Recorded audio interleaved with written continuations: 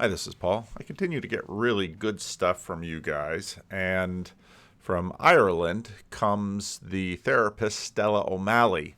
Stella was on the Meg and Daum podcast, and that's what I'm going to watch some of. But Stella also is a somebody who does the Gender a Wider Lens podcast. And I listened to both of these were recommended to me. I don't remember if they were recommended by the same person. Might have been. But the Megan Daum podcast, I'm going to play some of, and there's a bunch of reasons for that. There's actually a lot of good stuff in there. Megan Daum, of course, is not unknown to this little corner of the internet. She's done a variety of things. Usually it was sort of nuance-based. And she has her own podcast, and in fact, she's starting her own little corner, it sounds like. So let's play some of this. I will tell you about them. They have to do.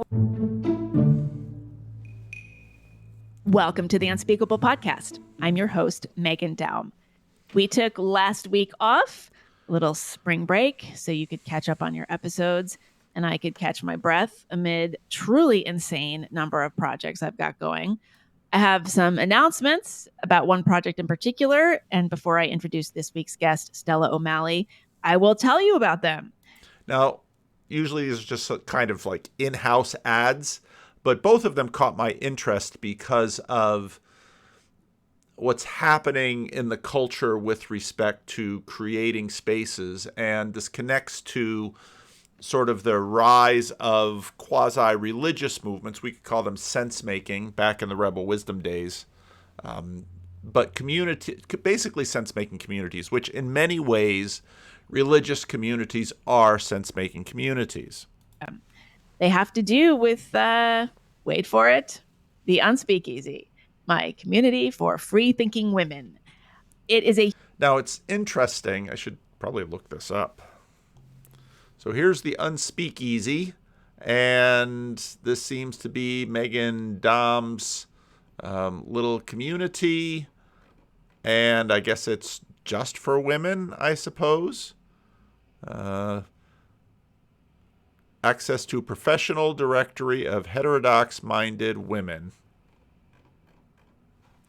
So let's hear a little bit more. It is a huge time around here for us. The first big news, the online community has launched. So this is a private social media platform. I guess that's the best way to describe it. Designed for women who, let's just say, are tired of some of the groupthink on places like Facebook. I guess the best way to describe it is it's like a little mini Facebook, except everything stays in the community. We have different discussion forums for different areas like so it's a walled garden. Politics, arts and culture, climate, science, medicine, gender, feminism, everything you can think of. We're always adding new sections. We also have discussion forums that have nothing to do with the culture wars, knitting.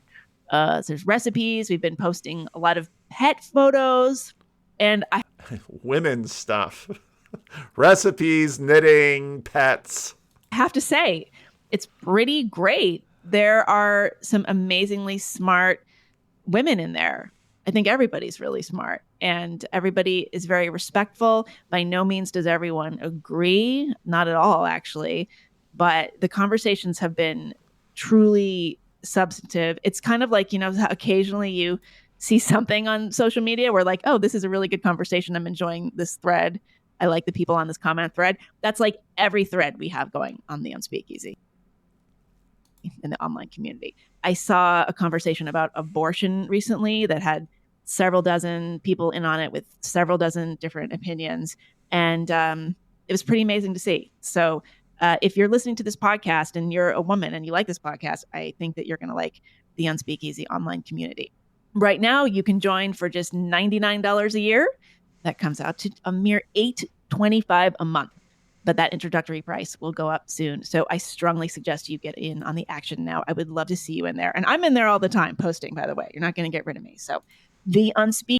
Okay, a little bit more from the website. In the spring of 2022, the writer, podcaster, and teacher Megan Daum led a group of 10 women into the California desert for 3 days of brainstorming about an exciting new project. In a sense of candid, intense, deeply informed, and often emotional discussions, they wrestled with some of the most vexing and complicated issues of our times: chaos of COVID, policies, new gender ideology, state of Me Too movement, gun rights, reproductive rights, ideological capture of fine arts and culture. How much more? It was a life-changing experience. It was also the start of the Unspeakeasy. What is Unspeakeasy? Unspeakeasy, a community of free-thinking women who crave honest conversations about subjects that don't come with easy solutions. Designed in the spirit of Prohibition-era speakeasy, it's an underground world full of intellectual curiosity, good faith debate, and real humor. Why is it only for women? Every day, Megan hears from people who tell me they feel like they're going crazy.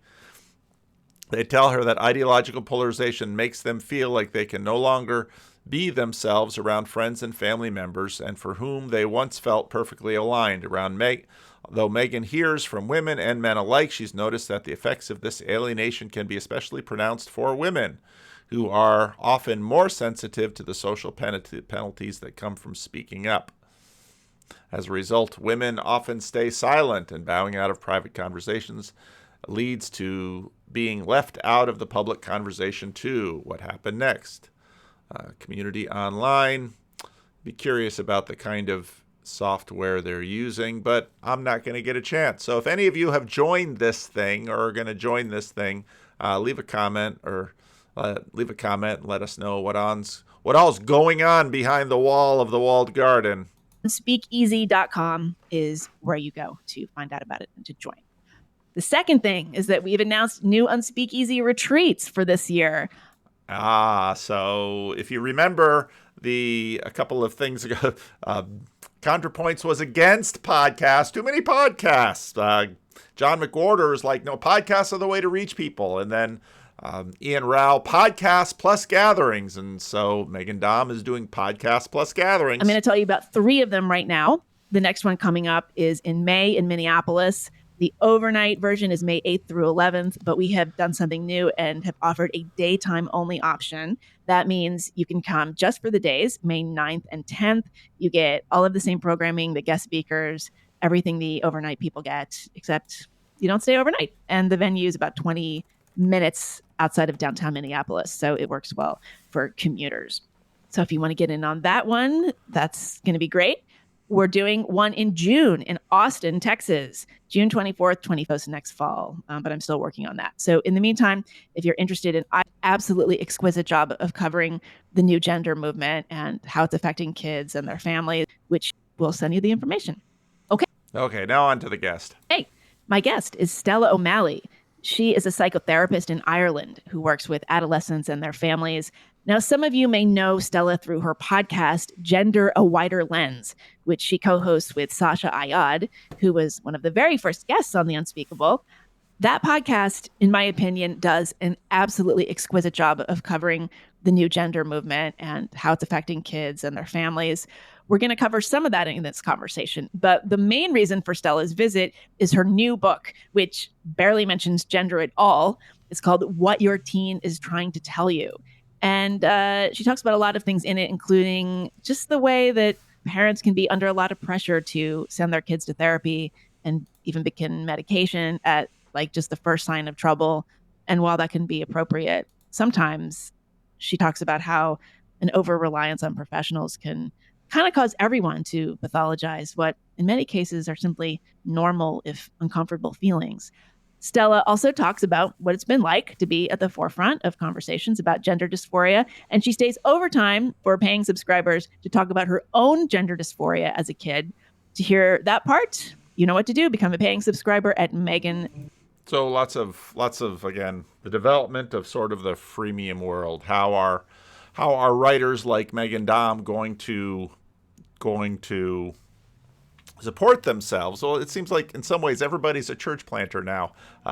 You have your Substack, you have your podcast, have your freemium model. So this is the regular part of it. Everybody can listen to this part, and then if you pay more, you get this other part over here. And then the retreats, it's, I'm not pointing fingers. I'm working some of the same deal, but everybody's a church planter. Daum.substack.com. And meanwhile, I guess I should probably work better on Daum. here is my conversation with Stella O'Malley. Stella O'Malley, welcome to The Unspeakable. Thank you for having me. You are a psychotherapist in Ireland. You work with teenagers and with families. Some of my listeners may know of you through your podcast, Gender, A Wider Lens, which you do with Sasha Ayad, who's been a guest on this podcast. I definitely want to talk with you about gender and the issues you cover there. But the occasion for your visit is your new book, which I don't think mentions gender once. A tiny bit, a couple of pages, but within the realms of teenage distress. Yes, as if it could be existing at any time. It's timeless in that sense. So Your book is What Your Teen is Trying to Tell You. This is a book for parents. Even though you're a therapist, one of the big takeaways is that maybe kids are going to therapy a little too often. Are you trying to put yourself out of business? It's a tricky thing. It's a tricky thing that I'm saying, and I'm aware that I'm opening myself to criticism. Of course I am. I always do. But I've been a therapist now, for a long time, and I've always worked with teenagers, and I love working with teenagers. More and more as the years roll by, I think to myself, and I work in this way, that I could work better with the parent than with teenagers. Sometimes, working with the teenager is very, very powerful and very, very effective. But sometimes, and maybe more often than we think, it's more helpful if there's distress in the family, that the parent goes and the parent kind of works with the therapist to analyze what has gone wrong, what needs to be done, what sort of maybe strategies or boundaries need to be put down, what confidence needs to be helped with the parent, while sending the teenager to therapy. Sometimes they've had a very traumatic experience, and maybe therapy is exactly what they need, and that could be very appropriate. Often the teenager comes to me and basically says, I hate my mother, and apparently you're the therapist and you're going to fix me. And I'm like, well, it's not going to work like that, and it's going to take some time. And, we do great work. We do great work. But I often feel that the parent has inadvertently written themselves out of the story. The parent has inadvertently created a scenario where the teenager respects what I say, I the therapist, much more than the parent. We've kind of brought in a third adult into the equation. And a kind of a triangulation happens where the parent is the persecutor, the teenager feels like the victim, and the therapist is considered the savior. And none of this is healthy. None of this is appropriate. And the therapist does their best to mitigate against this. But I think it's the culture of sending all these teenagers to therapy. It's making them, it's pathologizing ordinary distress. And it's making the teenager think some adult somewhere, the right adult, when we meet them, is going to fix me. Now, I thought this was a tremendous point. And if you go to the other podcast, the Gender, A Widening Lens podcast, Pathologizing the Normal, the early part of that podcast made an almost identical point. And I thought it's a tremendous point. There's so part of what has happened is there's been a tremendous. So yesterday I got home. My wife was watching Hoarders. And she usually doesn't watch Hoarders. It was the first episode she'd ever watched. It was some late season. It was on a particular streaming service. And so it was a typical thing. There was a guy he lost his wife to cancer. It was a sad story. He had his own medical problems. He had wrecked his life. He'd wrecked his finances, buying all kinds of stuff he didn't need, filling up his house. He had a concerned brother, sister and brother-in-law, family members. They bring in professionals to help him. And my wife and I are watching these professionals thinking, I don't know. But again and again and again, it's a professional. I'm a professional. These are professionals. It's this sacralizing of professionalism in our culture that so often is deeply unfounded. And so I thought, and I was really impressed with what she had to say. Now, I'm going to get a little bit further into something that's a little bit closer to the channel, but everything in this podcast, I've listened to it into about 40 minutes. Everything in this podcast has been very interesting. And again, the person that sent this to me will probably appear in the comment section. It was good. He was nice job colonizing me. And that's a terrible message to send. Tell us what your client base is like. I know you're in Ireland. Are you in like a major city? What kinds of issues are the kids coming in with? What are the parents saying to you? Sort of, Yeah. what does the picture look like? I'm in rural Ireland. I see a lot of teenagers over Zoom, but I see a few in real life. I see an awful lot of anxiety, an awful lot of loneliness and tension and rigid thinking and shame and, kind of lonely lives in bedrooms and thinking everybody else is living this great life. So that's a very big issue. I obviously see. And I want to write that down. Lonely lives in bedrooms. Lonely lives in bedrooms. Because that is the picture. We have ruined people's social. We have created. How can we say it? It's basically social junk food. We've created an environment in which people opt for lesser things because it's full of fat and sugar. And I mean, this is classic Vervaeke stuff. We've sort of been hijacked, but along the lines, along the way, we're getting obese. A certain number of people who are, dealing with gender issues. But honestly, they have the very same issues. They kind of almost invariably have anxiety, loneliness, difficulties with relationships, difficulties with school. The teenage issues are very easily noted, and too much time online is almost universal at this stage. How long have you been practicing?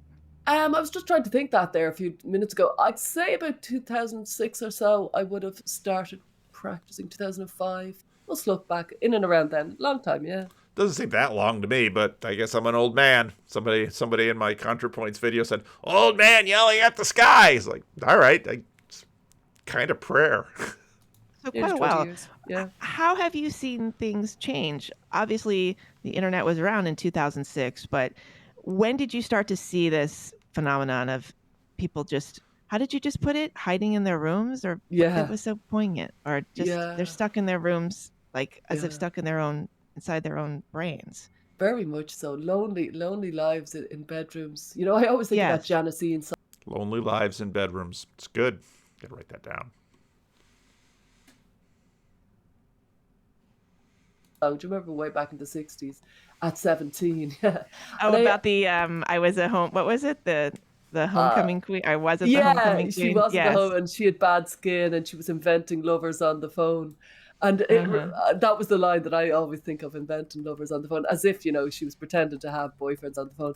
These kids, they're in their bedrooms, and it's just so lonely. They're inventing these lives online, and the lives online are amazing, but their own lives. And this again is, something I think a lot about in terms of the way that all of our images, magazines, newspapers, now growing up, it was television, it was set, and then cable television, and now Instagram, this hyper reality that we've talked about.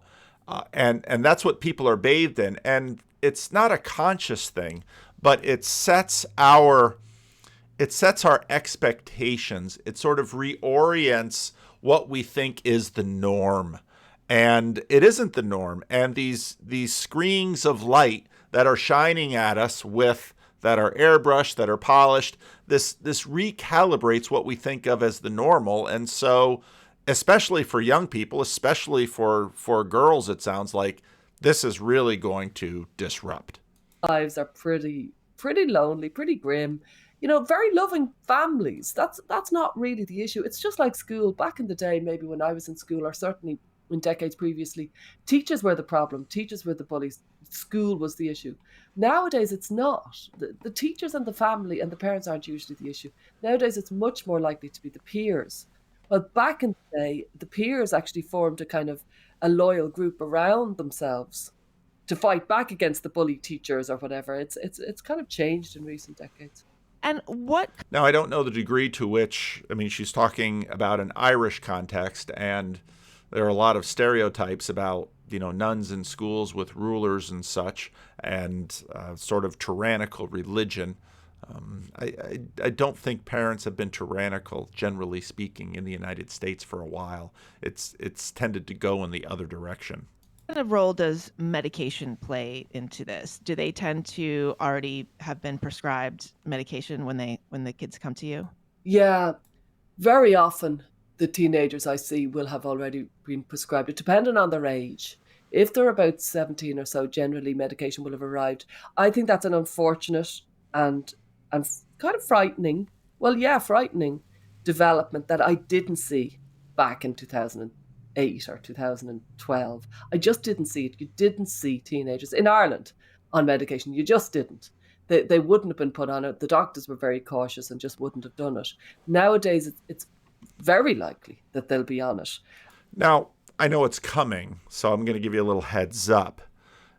It's one of the things. So when I was in Ireland in this trip to Europe, this is why when we plan the Quest for a Spiritual Home event in Southern California, this is why we're going to have enough time for estuary-like breakout groups in the meeting.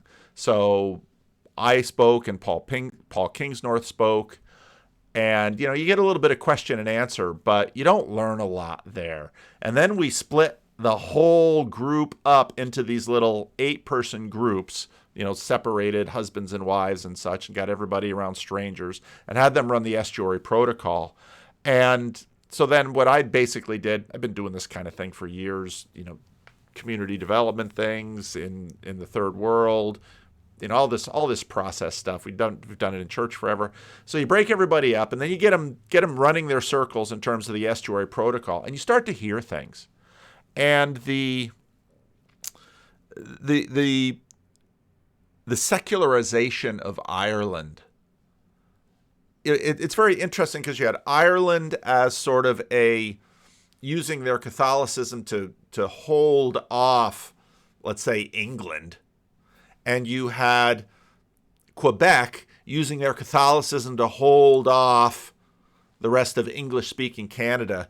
You get these reactive cultures, and then in some ways, when Catholicism gets pulled out from under them, it's sort of like, yank the chair, which is a game you can play with kids. It's a move you make in basketball where someone expects to sit down, but you just pull that chair, that Catholic chair, out from under them, and then so many people in the little estuary groups were talking about this, and this is going to come up a little bit later here. And when you're on medication, it's kind of continuously a choice then whether it's hard to get off it, and it often numbs, for example, any human's libido, and so their ability to understand their sexual awakening is pretty stunted, and it can kind of disconnect a person from their emotions, and so that can be difficult to work through psychotherapeutically. And again, this is all a very new thing. This is not something I grew up with. They had Ritalin back in the day, but I assumed, part of why I'm really glad we homeschooled our kids, especially in the younger grades, was I think, especially my boys, they would have been diagnosed with something because they're boys. They're diagnosed as being boys. And the boys need to get out there. They need to play. They need to wrestle. They need to make swords out of sticks. They need to get out and do stuff. And schools are not set up for that. And schools have been getting more and more and more like this. And it's really messing the kids up. And so, wow, now we have all these new drugs that we can throw at kids. And it's just, I think the turn to medication is done, and the result is really complicated. And I'm very concerned about it. And I'm not saying don't ever go on medication. Yeah, you write, these days our instinct is often to, quote, get the professionals in. Yeah. But the professionals don't always know how to help your teen, and you're talking to the parents. Nobody cares as much as you do. And that applies to doctors and like medical clinicians as well. I mean, I feel like, I don't have any hard numbers in front of me, but I feel like I know so many parents who's like very... And part of what's happening in public schools now is special ed, enhanced services. And what's interesting is that if you're in a school which is full of, let's say, children of immigrants, children of poverty, in some ways the kids are doing better. You've got fewer allergies, you've got no helicopter parenting. The kids are sort of making their way, learning to deal with whatever sort of mix they have. I have some friends who are older than me, some of them significantly older, and I know that if they had gone through our present system, they would have been diagnosed with all sorts of things. And they weren't, because there were no diagnoses. And what they managed to do is basically compensate. You know, I when I was growing up, I would have been diagnosed with ADHD and my dyslexia. And all that the Christian school did for my dyslexia was put me in the library and have me try to read aloud with a woman who, you know, just sat there while I stumbled over words. And I assume the practice probably didn't hurt me, but I didn't know what to do with dyslexia. And ADHD, you know, I wasn't given any drugs. You just kind of had to learn how to sit still. And actually, we had church on Sunday, and you know, my mother separated me from my sister so that I wouldn't cause too much trouble. And I've mentioned before here that the time of the week I more often got spankings was on Sunday afternoon after church for interrupting the worship service. Maybe that's why I became a preacher. So now Rick always complains if I'm on stage, especially our cameras aren't working right now. That's why there's no 11 o'clock live stream. But I wiggle too much. Because I'm always up there days. Rick's like, stop dancing. I'm going to get a pulpit and put you behind it. But, you know, can't sit still. And over time, you learn to compensate. Now, I'm not saying that there aren't good interventions and that we don't know more and more can't be done. It's just that in cases where the disability isn't going to be debilitating, there's probably a lot of wisdom in sort of letting people figure out without drugs and without too drastic interventions how to deal with whatever challenges they've got. It'll put some steel in your spine. Small children, they'll get diagnosed with ADD or ADHD or whatever it is, and they'll be on medication almost from like a very, very young age, especially the boys, I guess, although I think the girls are catching up. Do you get the sense that the parents are just sort of so accustomed to trusting professionals in every realm of their lives that this is just yet another example of bringing somebody in who ostensibly knows more than you do? Yeah, because there's nothing more kind of comforting than getting the professionals in when you feel out of your depth. So it's certainly a very understandable reflex, but it also, we forget that, like, what are you going to the doctor for? Basically, the doctor's going to prescribe. And so it takes an act of energy to not prescribe when somebody comes in, if you follow me, with some sort of mental distress. That's the kind of the elephant in the room. Once you go into any doctor with some sort of distress, medication is hovering just there as an option. As a pastor of a church with a lot of seniors, you see this all the time. These seniors, they're taking so many medications. They're getting depressed. And part of it is, at least, I don't know how it is in other countries, but probably just as bad. But in the United States, if they can deal with it with a pharmaceutical, it's a lot cheaper than paying someone, a therapist or some other thing, to actually deal with it. So by getting the professionals in, I think it's a culture we're up against. I don't think it's anything to do with the parents' faults. I think society has this culture of get the professionals in, combined with a very big second factor, which is this terror about mental illness. And so the fear of distress and the fear of mental illness in your child can be so kind of overwhelming that parents are very, very quick to say, well, you know, they'll tell me some story and they'll say, and they did this, you know, they tried to get out of the car. And there's this dual desire. On one hand, people are comforted if there's a diagnosis because, okay, well, now there's a diagnosis. Well, now we know. On the other hand, they're terrified. One of the interesting comments that ContraPoints picked this up too from the Sam Harris treatment of the witch trial of J.K. Rowling's was, it was interesting where Sam Harris, well, these people are mentally ill. And, well, if you're sort of this materialist where everything we're doing is just an expression of brain structure and brain function, then, well, Sam Harris is prone to this. Any evil is simply mental illness.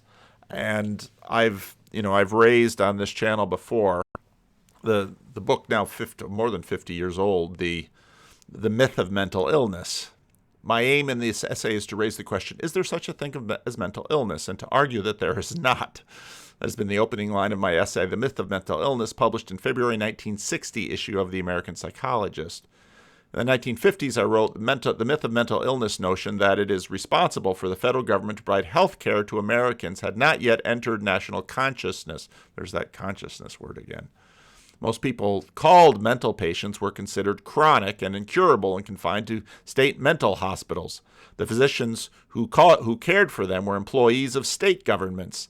And basically the way that this entire mental illness, how this functions in the conversation and in the culture. When we were at a red light, and of course I needed to bring them to the doctor as a result, and I'm like, God, don't underestimate how manic and irrational teenagers be. That they can do really, really pretty mad things. I stick in the book, and I was really glad to do it. In my live stream last Friday, Mark said something that he's talked this way before, and this is kind of typical with Mark. He'll say things, and I'm not quite sure what he means by it, and you'll listen to it a few times, but his working of the definition of a problem and a solution, and part of what's in this conversation is everything is problematized, imagining that there's a solution. He says that this actually a couple times in the live stream. I'll play this one little clip now. But it's important to realize this, because a lot of what, say, Eric was talking about and that you were sort of leaning into would be what John Vervaeke would call a perennial problem. We're stupid when we're young. We don't feel right. Well, no kidding. You're growing up. Of course, you don't fit anywhere. You don't even fit in the same clothes week to week when you're young. Like, duh, right? But we're not accounting for that anymore, right? Yeah. So we really need that conversation and that discernment around what's a cult, what's an ideology, what's a religion, what's parasitic. Because that's what Eric was really talking about is, some parasite came in with a solution to a perennial problem. And I would argue that, actually, as much as I love John, he's wrong. They're not perennial problems because they don't have solutions. They can't be problems if they don't have solutions, right? It's more like patterns in life that happen, right? They're inevitable.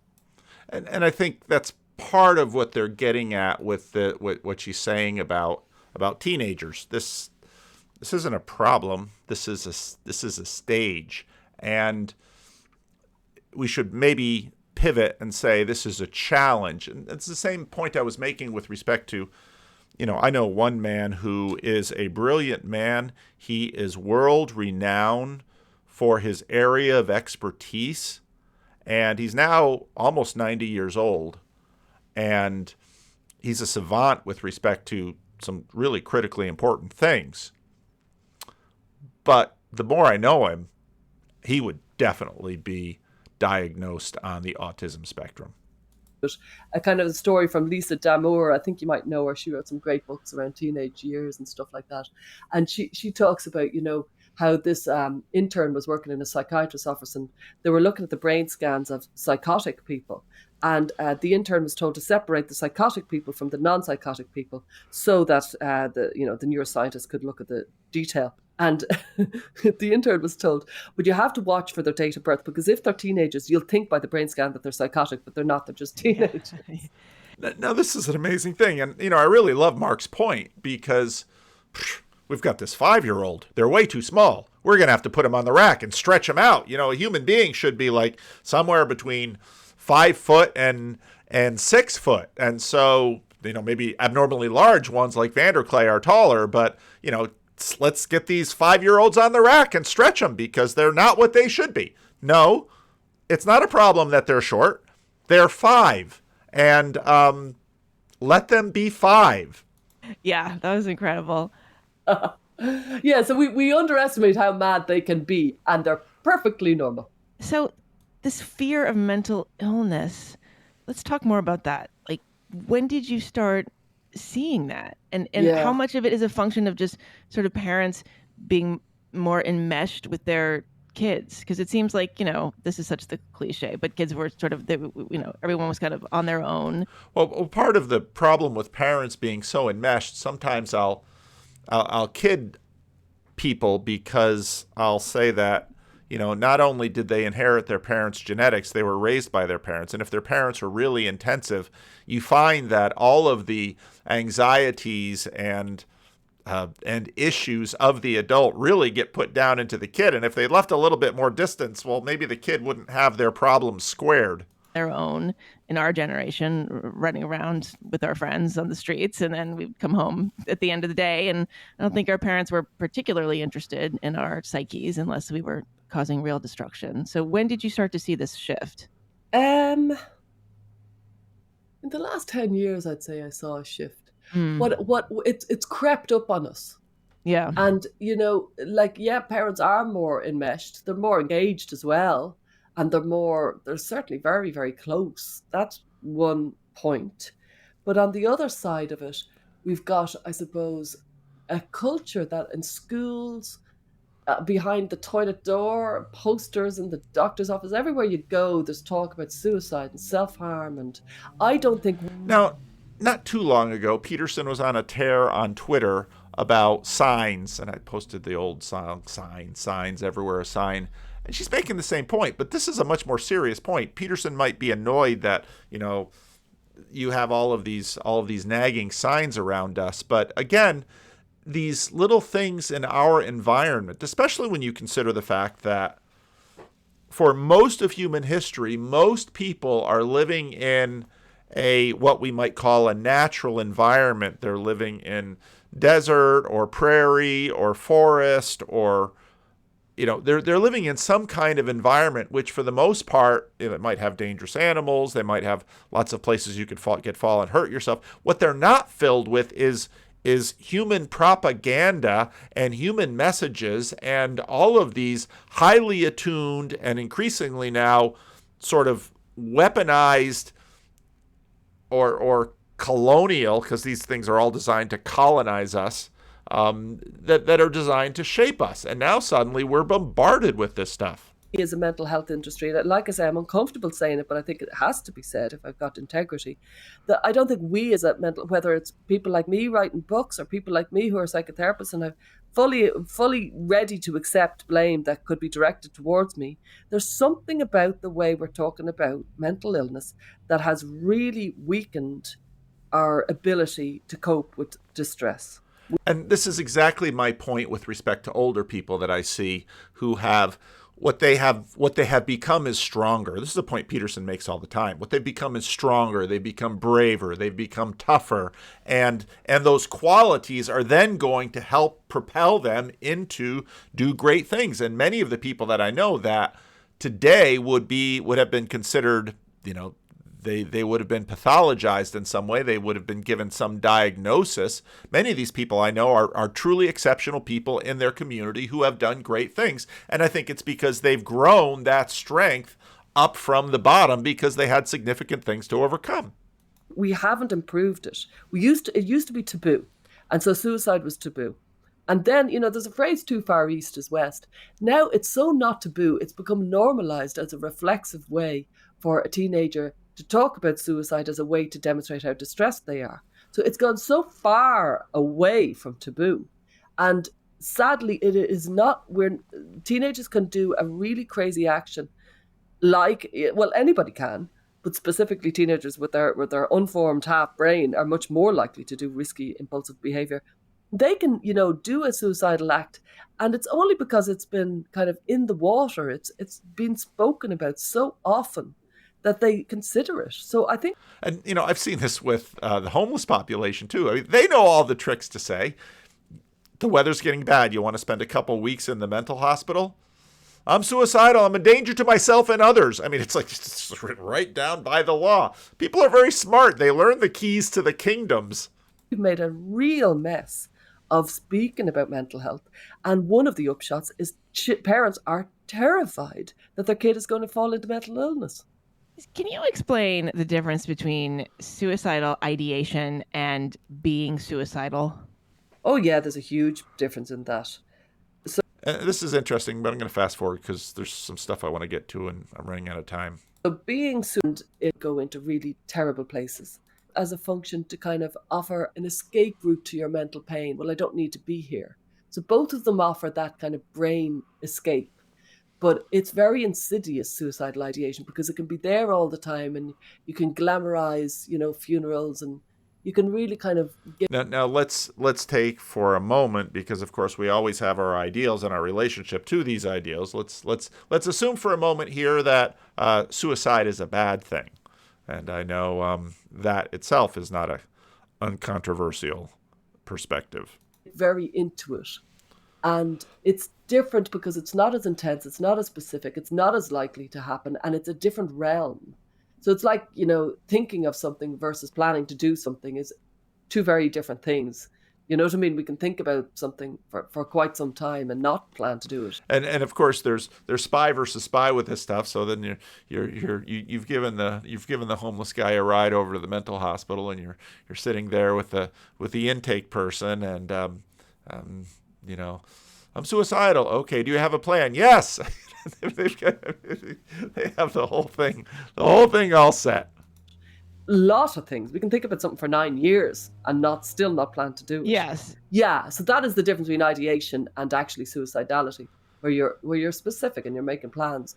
And so the seriousness, it can lead to a suicidal mindset. It can lead. Now again, part of, and this isn't just in terms of issues of suicide, this is in terms of just about everything.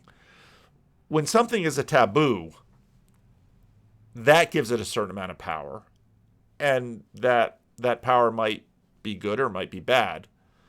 When something then becomes sort of pervasive, that gives it a certain sign. Now suddenly the unthinkable is thinkable because it's just simply common. And this is her point with the signs all over the place. We've just trained an entire generation and said, okay, well, here's the normal. This is how you get attention. This is how pain can be dealt with. And of course, I'm going to have a conversation, quite likely, with someone from Canada who's been wrestling with the whole medically, just the professionalism of the language, medical assistance in dying.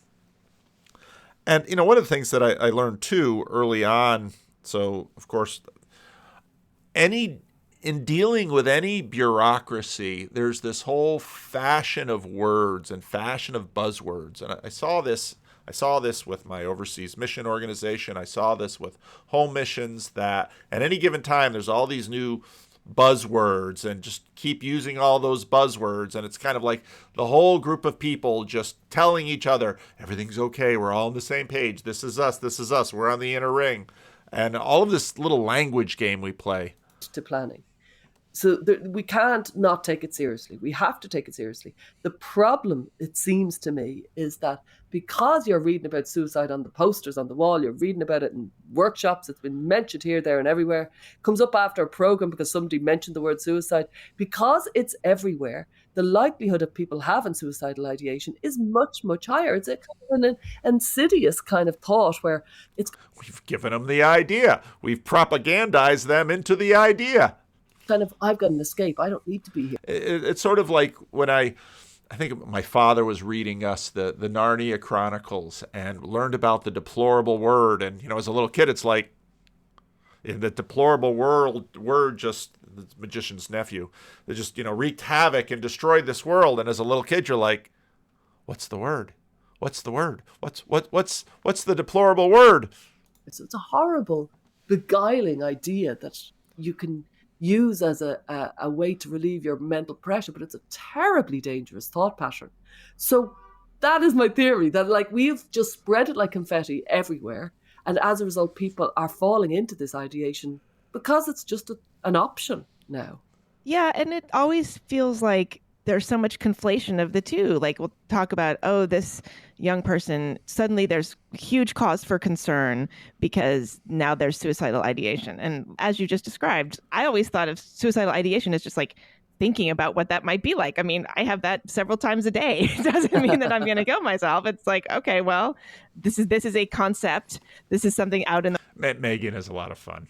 The world, and it passed through my brain in various sorts of forms. So it's just like, it seems to be one of these examples of a kind of, I know this is a loaded word, but hysteria around what is sometimes like a fairly common human experience, a negative one maybe. But yeah, like I just feel like, there's another example, actually. Let me ask you about this. So cutting. Okay. So this is something that we see more and more. There's, self-harm to the body, self-mutilation. All right, I'm gonna skip past a bunch of this stuff too, because there's someplace I want to get to here. She makes a similar point there with what she just talked about. Go, everybody. And the truth is, you've got to get into the kind of weeds. Now that self-harm has become a completely normalized way of dealing with any distress, we've got to accept as humans, as parents, that it's likely our children will experiment with it. They'll have heard about it so often among their peers. And one of the very closely linked associated kind of factors of self-harming is knowing somebody else who self-harms. And they're all talking about it all the time. So let's say that, like, if the kid comes home and there's a scratch or there's a cut. A lot of the time, because I know some kid that you time when I burnt myself and you're like, oh my God. Do you know what I mean? That they don't realize that one is so much more frightening than the other. So you've got to clarify what is actually happening with open-ended questions that are actively listening. There's a lovely acronym which is called WAIT. Why am I talking? Where if you're the adult talking, you're probably trying to motivate them and inspire them. They're probably just trying to get out of the room. And that is a skill. Again, when you're working with people, and it's not just about dealing with kids. Why am I talking? Well, why am I talking? I do all this talking on the internet. One of my deacons at the council meeting was like, I was over there like working on deacon stuff, and you just, how many hours a day can you talk? That's quite a few. But when you're dealing with a human being in front of you, you should ask that question. Why am I talking? You're much better off if you could just ask questions and looking at them and trying to figure out with them so that you've got a good idea of what's going on. Not only are you figuring out the physicality of actually what happened and did it ever happen before and is there a pattern to it and, various things around that. You'd also know, do you know anybody else? When did you first start thinking of it? What made you think of it? And they might be very cagey around this because very often when they first heard about it was online. And they don't want their tech to be restricted. So you've got to be shrewd and say, listen, I'm not going to restrict your tech and all that, but I've got a feeling you saw this online. Was this on YouTube or was it on TikTok or something? And I strongly kind of advise darn YouTube parents to intercept, to be part of their children's online life, to know their passwords, to be able to look at their TikToks, to be able to, you know what I mean? And if that runaway train has ran away, to retrieve it, saying you're not getting your tech back until you give me your passwords because you're getting into really, really adult spheres online and it's frightening for everybody. So I would go at it in that way, and then I kind of go into the steps after you've clarified what's going on. Then you're trying to kind of, empathize with them, make sure that you're willing to get into the ditches with them, that you don't pretend that it's a small little problem. Then after that, you might show some solidarity, saying, listen, this is going to take us a long time. It might take us years, and I'm going to make loads of missteps and loads of mistakes. But over time, because I'm willing to shoulder with you until you feel better, let's just give me some patience that let's work on this together and try and pull you out of this because I can see you're in a dark place. And then lastly, in this step process, which I go into in the book, I'd say talk about offer some depth, give them some, they often are looking for meaning in life. They're looking for a sense of purpose. Previous decades of generations of teenagers, they had religion. Here we go. Nowadays, people don't have religion and they're scrambling around kind of cluelessly without anything to hold on to.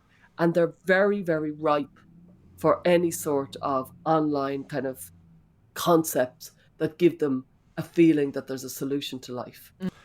That idea that she just laid right there. Now, again, for Ireland, that sort of like comparable, let's say, to what happened in Quebec, where it was sort of like pull the chair.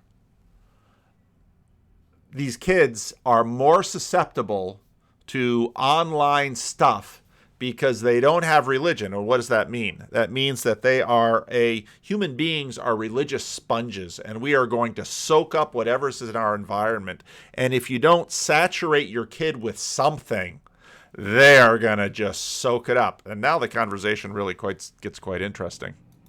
Because of that kind of, it's a post-religion era. We're the first era without, I don't know, since the cavemen. Religion's been with us for many, many, many centuries. And so millennia. And so now these teenagers, very few of them are grown up. Well, certainly in my realm, very few of them have religion. And it was taken from them very fast in the last couple of decades.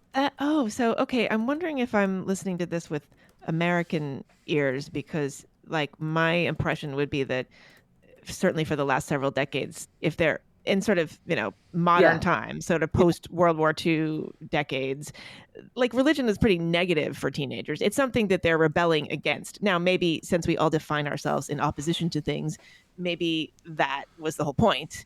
But there's a few ways to go. Yeah, you finish and then I'll jump in. I'm wondering, like, are they, so like in Ireland, was it more recently that just almost everybody was more engaged with church? Yeah.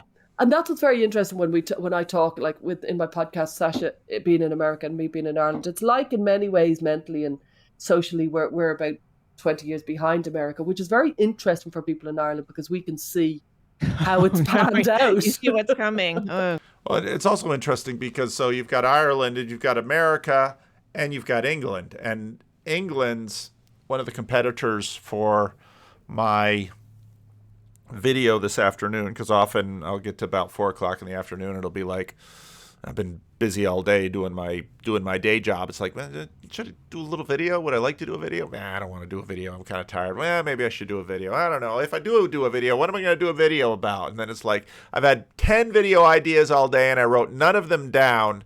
And then it's like, what were those ideas about videos? And then blah, blah, blah, blah, blah, blah, blah. But, so one of the ones was Gavin Ashendon's little video that's really gone sort of viral about the liturgy surrounding the coronation of Charles III. So you've got England that's got this whole other different experience with secularity. And of course, France's secularity is different and America's religious atmosphere is different. Then you've got Ireland, which sort of like Quebec had Christianity pulled the chair out from under them. And again, this is exactly what I heard in the little estuary groups in Ireland when I was there. Better not to know, maybe. For example, prescribing medication for ADHD and ADD, that started really in America in the 90s, as far as I could see, big numbers, while it's only started in Ireland, I'd say, in the last 10 years. So something like that, we can look at the data from America and see what the long-term impacts, which is very handy. But yeah, we did have a much more. So I would have been brought up where you had to go to mass every Sunday, you know what I mean? And everybody around me did. And every class we had a prayer before every. Now again, she's younger than I am. She sort of started her career in 2005. Let's say she had 8 years of school and a bunch of internships and stuff like that. So, she's quite a bit younger than I am. But also, it isn't just religion or no religion. It's sort of the kind of religion. And I've had some, even before I started this whole YouTube thing, I had some friends who were raised in the British system of sort of this all-pervasive Church of England nominalism. And there was sort of a cynicism around religion, which I think in some ways is even worse. Or every class. Handy. But yeah, we did have a much more. So I would have been brought up where you had to go to mass every Sunday, you know what I mean? And everybody around me did. And every class we had a prayer before every class and things like that. Wow. Yeah. But it wasn't taken very seriously, but it was there in the culture everywhere. Just everywhere. You know what I mean? Like, I remember, you do even all sorts of contexts. We'll say a prayer. So that nuance is really fascinating because religion is sort of all pervasive, but it's inoculatory in that it's non-functional. The most random, like before a football match type thing. There was some very funny kind of context of religion being sprinkled. And yeah, it was something bad to rebel against, but we are the first couple of generations without religion for millennia, and we're not coping very well. You could argue that very anxious people in previous generations would have turned to religion. Now, I think when you look at J.P. Sears, I think this is really what Sears is talking about. Attempt to disconnect people from their faith in God, it's certainly at play now. Now, statistically, 50 years ago, 98% of Americans believed in God. Today, statistically, just 81% of Americans believe in God. And then from a political perspective, it's actually interesting to see that just 64% of Democrats believe in God, while 92% of Republicans believe in God. And of course... And you can imagine, I'll leave it alone. Right now, as it stands, the evil, the satanic ways, the communist ways tend to be much more abundant on the Democrat side. So it's not too surprising that just 62% of Democrats believe in God. And specifically, we see that... Now, to me, what's interesting about where he goes with this is, okay, what are the results? What does believing in God get you? And this is exactly where Daum and O'Malley go.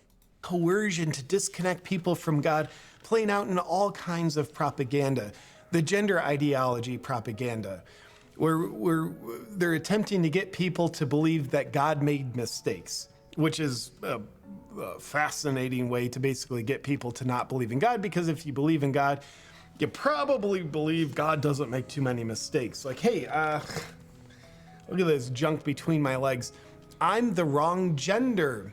So they try to teach us your mind, what you want. You are right, God's wrong. God made a mistake. Dude, you're totally right about you should be a woman. God made a mistake, so, there probably is no God.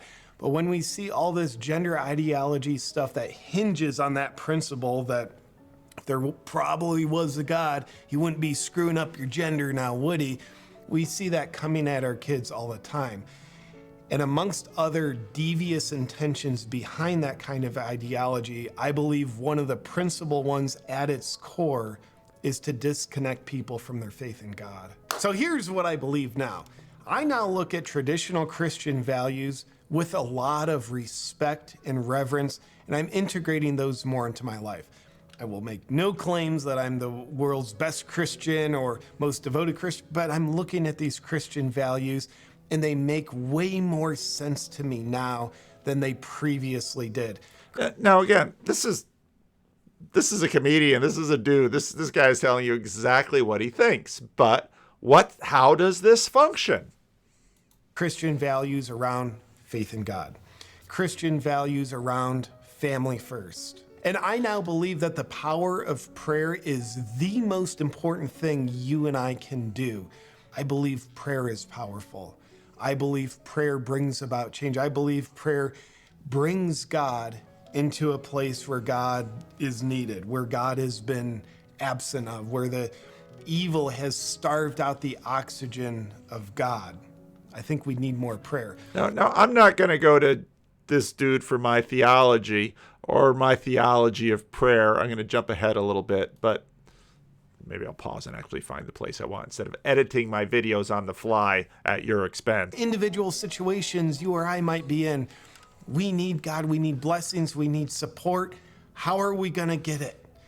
So cool, we're in the submarine. I believe prayer becomes the tube that channels the oxygen of God down to us. So it's like, God's there, but we got to bring God into the situation. So I think when we're in a prayerful state of mind, we're opening up a channel to bring God where God is needed.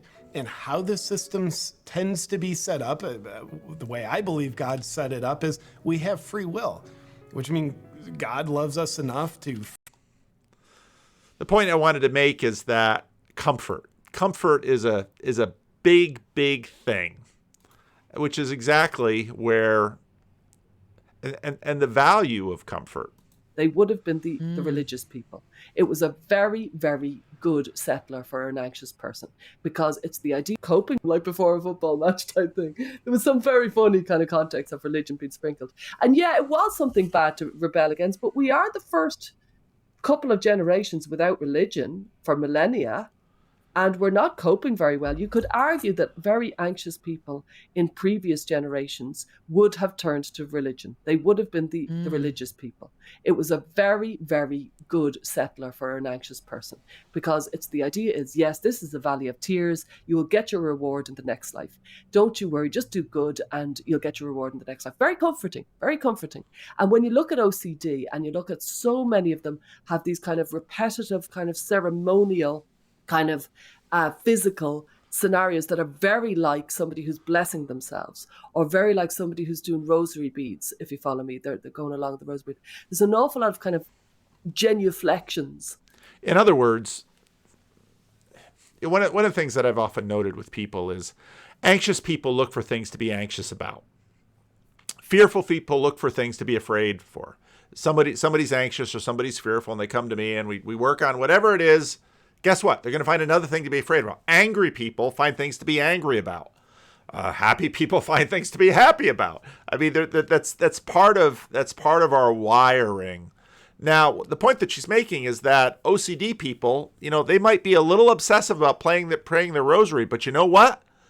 That's a little better than a lot of the other obsessions they would have. In other words, there's a methadone quality to this that actually in past generations, it's also able to be popularized at fairly low expense. It offers general benefits. And again, there are many people out there that say, well, I don't believe in religion, but it's good for society. And, I think part of her is just making that point. That are very kind of replicating the religious. And you just think, wow, all those religious symbolism and physical kind of gestures that people were making for thousands of years, they've gone. And an awful lot of OCD ceremonial tapping and patting and hitting things is incredibly similar. It's just there's a huge event has happened, which is religion has been taken away especially from nervous people, anxious people. Nothing has been put in its place. And my theory is, look at the rates of anxiety. They have shot through the roof. They needed their religion. It settled them. Wow, I would not have thought of it that way, because I think a lot of people think about religion in terms of how bad it was for a lot of people's mental health, like you're going to hell, or there was so much condemnation of lifestyles that were not within a very tiny bandwidth. You might be right. Yeah, there was an awful lot of negativity, but there was an awful lot of, I suppose, my mother's generation, and I look at my own mother, and they have such comfort with their religion. Religion is a huge comfort to a huge amount of people I know. It's a comfort that she has had a hard life, but she feels she will get her just rewards, and she will see, her husband in the afterlife, and it's a comfort. So it's interesting. You just see it as a bad, and I wonder, were you from? No, I don't just see it as a bad thing, but I mean, I can imagine people listening to this and saying like, oh, well, maybe if you were like, Megan knows her audience, and who's Megan's audience? Megan's audience is probably similar to some of my audience, but it's more or less women, and it's women who are getting increasingly tired of the ascendant morality, of the successor culture, of the successor ideology, and they're increasingly feeling sort of hemmed in, and that's why they're looking for the safe space of this unspeakeasy, and then, well, wait a minute, religion? No, religion was about controlling women's bodies. Who said that? And it's like, no, religion really helped a lot of people. Living a very particular kind of life, but a lot of people were being told they were going to go to hell, or that there was only one very specific way of being. I mean, we in the U.S. we have religious fundamentalism, and it's not. That's what I was just about to say. Beyond the Catholic Church, it's like pretty extreme. It feels to me that the religious in America is so hysterical, while the religious in Ireland is a comfort. If you follow that's fascinating. Yeah. So let's say when my mother knew was trying to have a baby, and my mother was very happily going down doing the 9 novenas and going to mass every Friday for 9 weeks. She had all these systems and solutions around prayers. And then when somebody was diagnosed with a terminal illness, she wrote them a beautiful card. And it's very, very, it's a comfort. It's a huge comfort to her. Her and all of her generation, frankly, that her mates, like. Well, so a lot of people compare this kind of social justice emphasis and kind of obsession with mental and psychological disorders, and obsession with who's being harmed and who's being bullied, and who's thinking about suicide. A lot of people associate that, or have compared it to a new kind of religion. And I'm curious if you can talk about like how educators and therapists and other kinds of mental health clinicians have been affected by this kind of outlook. Is this something that they just sort of started teaching in social work school and in ed schools at a certain point? Like, how did all this obsession with, putting suicide warnings all over every, poster and bathroom stall in schools get started? I don't know, and I'd love to trace that back, and I think I will now you've said it. I don't know how it happened and why it happened, but I do know like a greater emphasis on mental health kind of arrived. And there was a kind of an acknowledgement in general in society of opening up the darker, corners of life and looking at paedophilia, for example, and looking at rape and looking at the things and suicide, things that we'd always swept under the carpet, and starting to acknowledge their existence. Along with that, the mental health industry became an industry. And they started giving talks and designing posters and, giving programs and things like that. And I think it hasn't been very well executed, certainly not in the last couple of decades.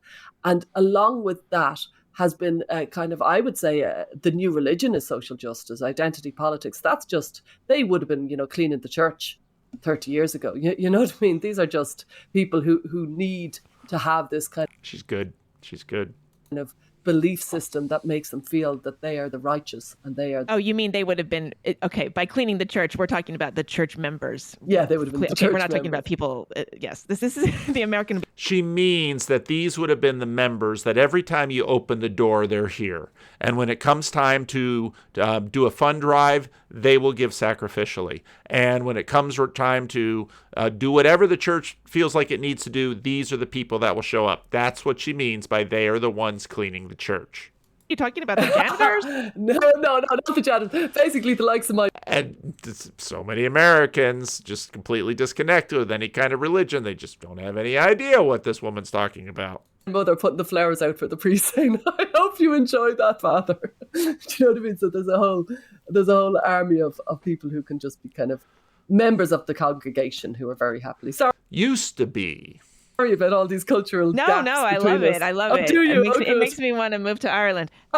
So, because you can't find any churches in America.